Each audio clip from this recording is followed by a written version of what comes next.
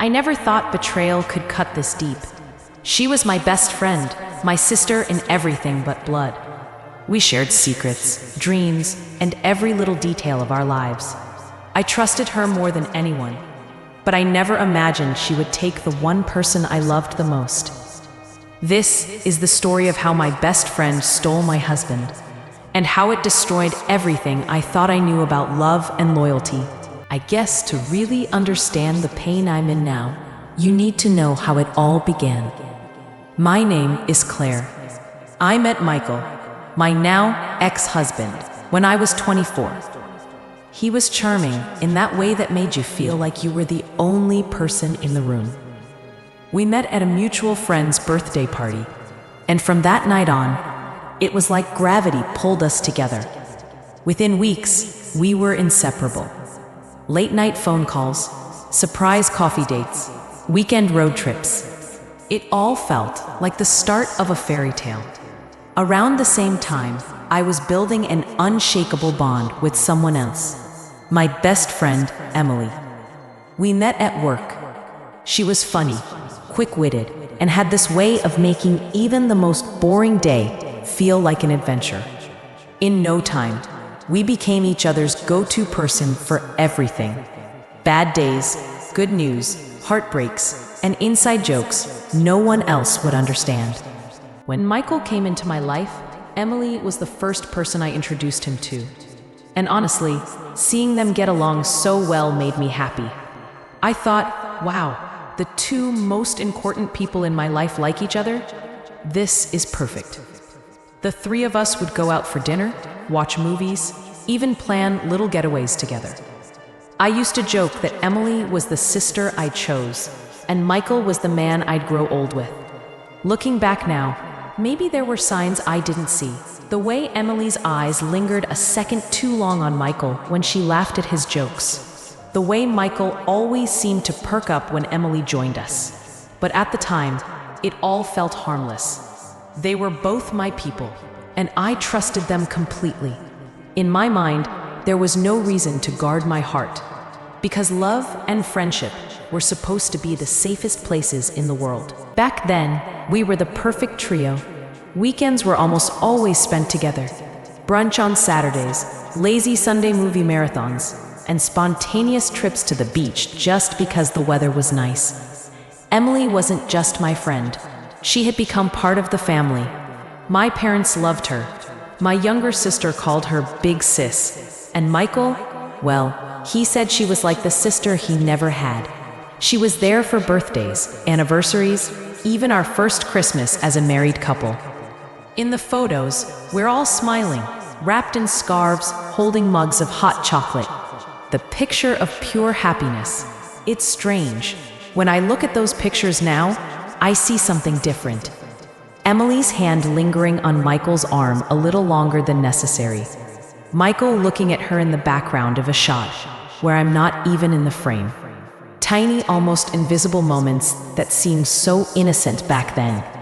But now, they play in my mind like flashing warning signs I somehow missed. At first, nothing seemed out of the ordinary. The days blurred together in their familiar rhythm. Work, home, dinner, sleep. But then, little things started to happen. It began with a feeling, so faint it was easy to ignore. A conversation that ended with more questions than answers. A small change in someone's tone, like a song suddenly playing in a different key. The way the house felt, heavier, as if the walls themselves were holding their breath. Then came the moments that couldn't be explained away, the misplaced objects, the late-night phone calls that stopped when you answered, the glances exchanged when they thought you weren't looking. Each one was small enough to dismiss on its own, but together, they painted a picture you didn't want to see. That's when you knew something wasn't right. The night I found out, it wasn't because I went looking for answers. It was because the truth practically walked up to my door. Michael had left his phone on the kitchen counter while he stepped out to take the trash. I wasn't snooping, I swear. But when the screen lit up, I saw Emily's name. And under it, just 4 words. I miss you, babe. For a moment, my brain couldn't process what my eyes were seeing. I opened the message thread. There they were, weeks of conversations I was never meant to see, late-night confessions, plans to meet when I thought he was working late, and words of love that used to belong to me. By the time Michael walked back in, my hands were shaking. I held up his phone, my voice breaking as I asked, "How long?" His face turned pale. No denial, no explanation, just silence. The kind that tells you the answer without a single word. The next morning, I called Emily. My voice was steady, but inside, I was shaking. I asked her to meet me at the coffee shop we always went to. She showed up smiling, like nothing was wrong, until she saw my face. I didn't waste time.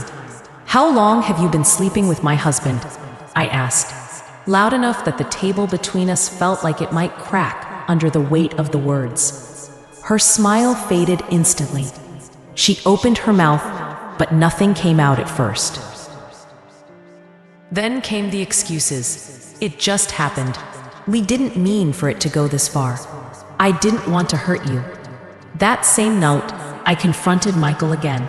He tried to turn it into an argument about our marriage, about me being too busy, as if that justified the betrayal. Neither of them said the one thing I needed to hear. "I'm sorry." And in that moment, I realized the people I loved most weren't just capable of hurting me. They already had, and they didn't even regret it. After the truth came out, it was like my whole world collapsed in a single breath. I couldn't eat, couldn't sleep. Every memory replayed in my head like a cruel movie I couldn't turn off.